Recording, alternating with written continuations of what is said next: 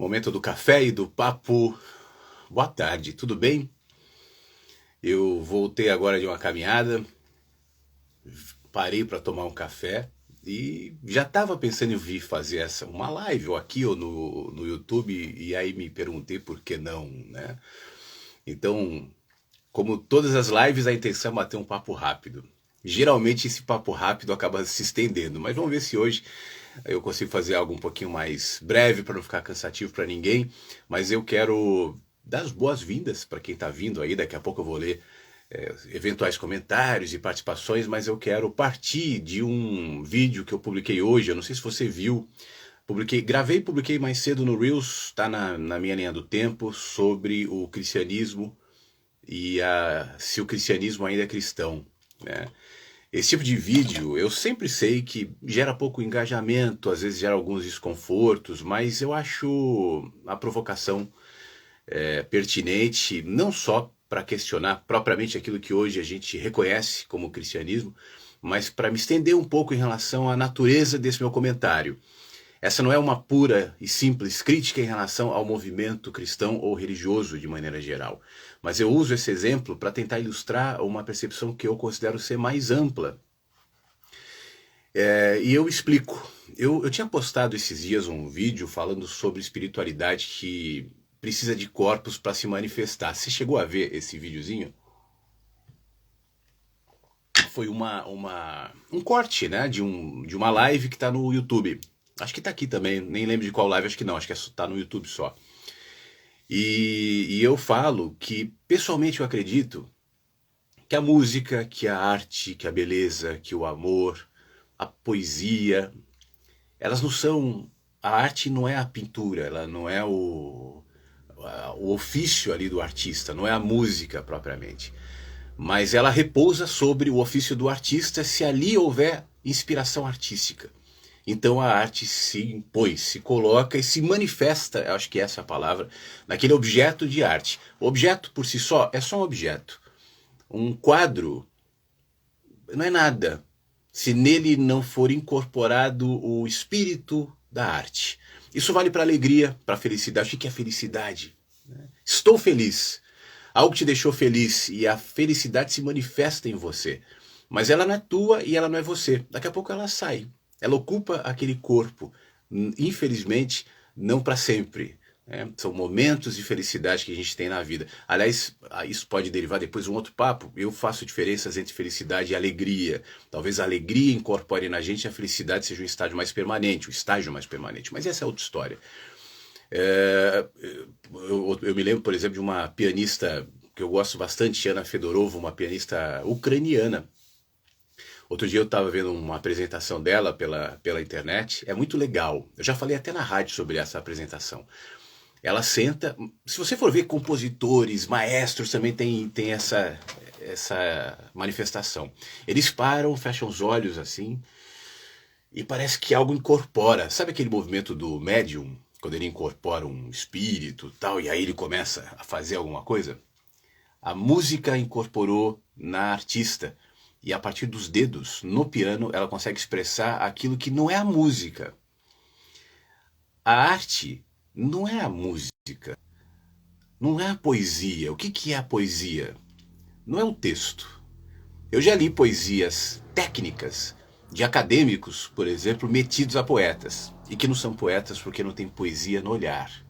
Então o acadêmico metido a poeta, ele vai escrever usando todas as técnicas que aprende na academia. Eu sempre achei um absurdo esse negócio de julgar a poesia a partir de uma técnica. Eu me lembro quando meu filho estava na escola e às vezes ele tinha essa matéria e o professor julga essa poesia. Não, não tá boa, tá ruim por causa disso, aquilo. Aquilo me irritava até, porque eu não acho que seja assim. Eu posso ter poesia no olhar. Eu devo ter poesia no olhar, eu devo ter arte no olhar. E aí eu vou expressar essa poesia ou essa arte conforme eu sei. E isso não tem a ver propriamente com a poesia, com a arte, mas tem a ver comigo. Então vamos supor que eu tenho habilidade para compor, para criar músicas. Aquilo que é abstrato, que é subjetivo, que não está na música e se manifesta, vou usar o exemplo aqui do ar, né? Pode ser capturado por mim e executado em mim de acordo com as minhas habilidades. Eu vou te dar um exemplo. A gente está falando agora e tem os dados do meu celular, né? Eu estou transmitindo para a internet. Isso está no ar. Se você não tivesse acessado no YouTube, visto aqui, entrado no meu perfil e tal, você não ia saber que eu estou no ar. Aí, de alguma maneira, mas eu estou. O seu celular, ele é feito para reconhecer esse dado, para interpretar essa leitura e para te entregar decodificado conforme, por exemplo, uma live que eu estou transmitindo. O seu celular não é a live, eu não estou dentro do seu celular. Mas o seu celular, na linguagem que ele foi já fabricado, te expressa aquilo que eu estou manifestando aqui, mas eu estou fora do celular. Então eu acho que a poesia, a arte são semelhantes e a espiritualidade também. A religião é um condutor para isso. Assim como o celular é um condutor para essas imagens, assim como a música pode ser condutora para a arte, assim como o texto pode ser condutor para o poeta, mas não reduz, não detém, não isola, não se apropria. Mas a gente faz uma confusão muito grande. O cristianismo, e aí indo para a história do meu post, né? O cristianismo é uma religião cultural que vem lá da Palestina, que nasce do judaísmo. Os pais do cristianismo, e eu não estou falando do cristianismo como religião, mas a ideia da cristandade eram judeus, né? E tentavam de alguma maneira, eu não digo nem reinterpretar, mas lidar com as próprias contradições judaicas. Jesus era um cara que expunha isso de alguma maneira, mas tentando se manter dentro daquele enquadramento. Não houve em momento algum uma ruptura com o judaísmo. Isso foi acontecendo depois, especialmente 3 séculos depois, e aí é uma outra história. De qualquer maneira, o cristianismo ele pode ser um condutor daquilo que eu identifico na mensagem, no que eu conheço, no que eu vi, no que eu tive acesso da mensagem de Jesus. Me parece uma expressão natural, e eu vou usar o termo para ficar dentro daquilo que eu estava tentando explicar, artístico, poético, né? Que depois encontrou um condutor, que é o cristianismo, uma religião, com os seus defeitos, com as suas qualidades, com o seu corpo de crenças, de regulações, enfim, com a sua ocupação histórica, para o bem e para o mal, né? E a gente pode ver isso ao longo do tempo, como todas as outras instituições, como todas as outras religiões, como todas as outras ideias. O problema é que a grande maioria das pessoas não consegue fazer essa separação. Então, a poesia é o texto. Então a arte é a música. E aí não importa que música seja, não importa que texto seja. Virou texto é poesia desde que escrito por um poeta. Mas não percebeu que a poesia está para além do texto. Espiritualidade, usou os códigos. Deus, Jesus, Bíblia, ou qualquer outro código que ativa essa percepção em você. Bom, logo isso é espiritualidade. E eu considero isso um engano. Inclusive, essa é uma das minhas críticas com a militância ateísta. Geralmente, a militância ateísta, ela se liga justamente nesses códigos. E é esses códigos que ela combate como prova da sua não crença. Eu dou o exemplo do cara que eu sempre admirei, um dos meus escritores preferidos, que eu sempre cito, o Saramago. A crítica ateísta do Saramago é uma crítica basicamente contida nos códigos da religião. Mas quem é que consegue olhar para a espiritualidade para além dos muros e dos labirintos das crenças? E repara, eu não estou aqui tentando reduzir as crenças, os ismos, a algo negativo. Eu acho que pode trazer coisas positivas também, mas é um advento tangível, mensurável, organizável da nossa sociedade, da nossa cultura. E exatamente por isso ele vai se movimentando conforme a cultura vai se movimentando. E é isso mesmo. Nós somos bichinhos culturais, a gente vive em sociedade e a gente precisa desses parâmetros. A gente precisa dessas estradas. Mas a estrada é uma coisa, o caminho é outra. Quer o exemplo? Você sai do ponto A e vai até o ponto B. Você pega uma estrada, você vai de carro.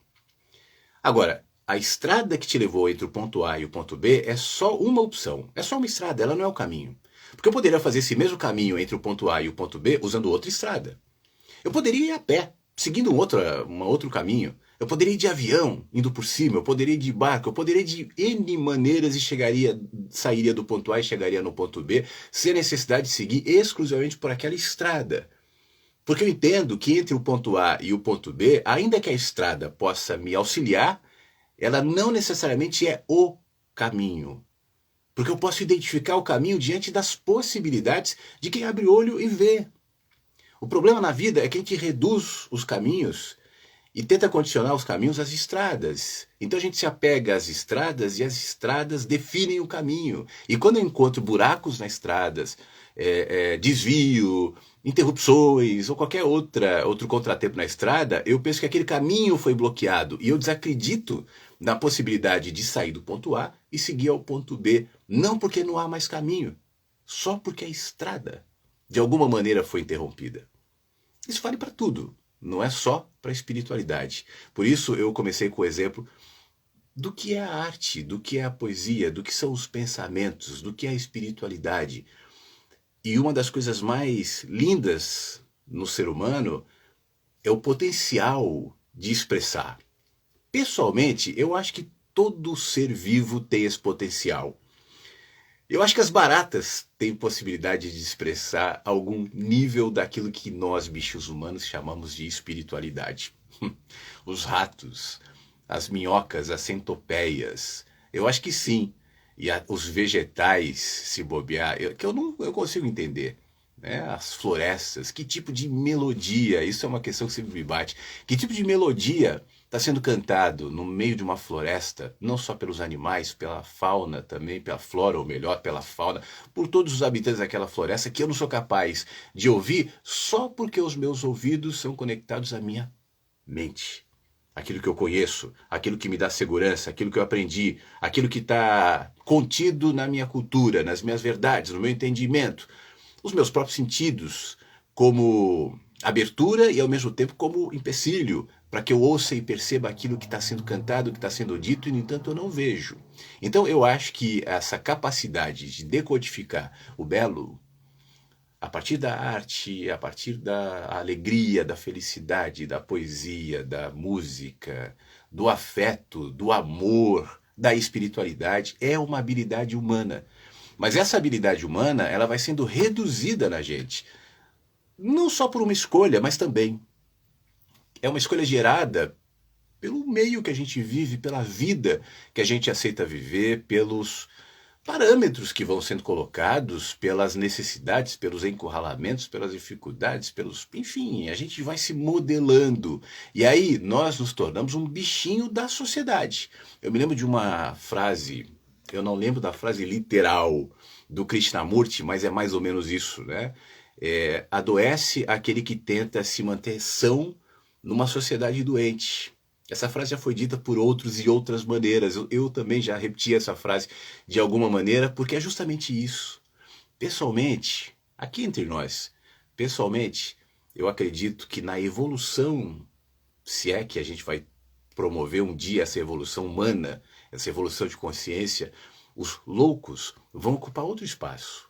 Os que hoje são afastados da sociedade, eles vão ocupar lugares talvez até superiores aos nossos, que colocamos cabresto na nossa loucura e nos adaptamos a um ambiente tão raso, onde espiritualidade virou religião, onde arte virou o que eu posso comprar, vender, onde poesia se reduz ao que é escrito, onde o poeta é só aqueles que são reconhecidos pela sociedade, onde a filosofia se tornou uma cadeira na universidade. Isso tudo é pequeno, isso tudo tem a ver com algo que eu já escrevi há algum tempo.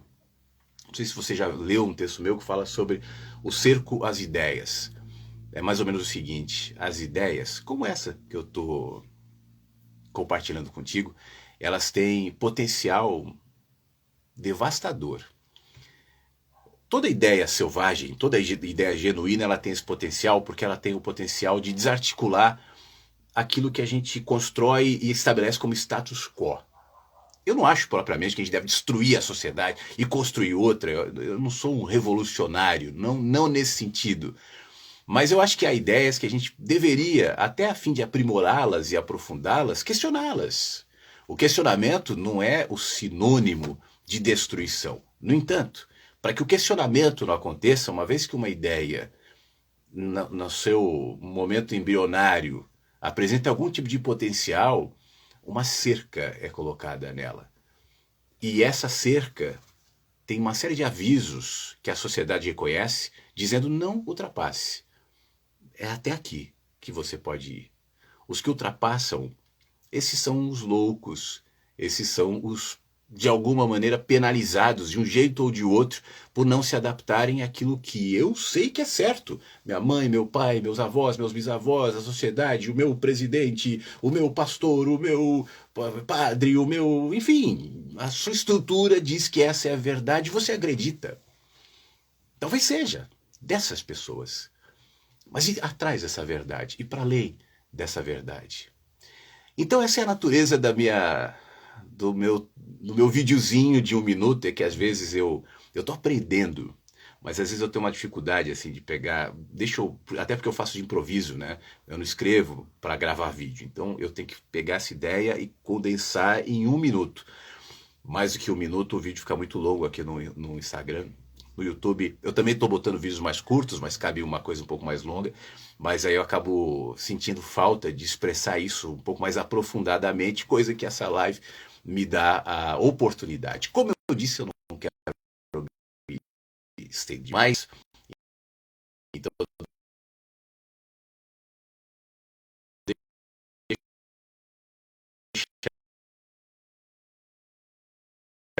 eu agradecer. Obrigado. Vou só os recados. Lúcia está adorando por aqui, obrigado Lúcia. O Luci Gomes, muito obrigado. E aí tem um monte de gente entrando. Yori Pires, boa tarde, tudo bem? Hoje não tem muitos recados. Flávia, e aí Xará, fala Xará, tudo bem? Como é que você tá? Ô Ali, tudo bem? A gente precisa tomar aquele café ali. Tá vendo? Os cafés de cápsula. Mas é isso, pessoal. Obrigado. Eu acho que consegui, né?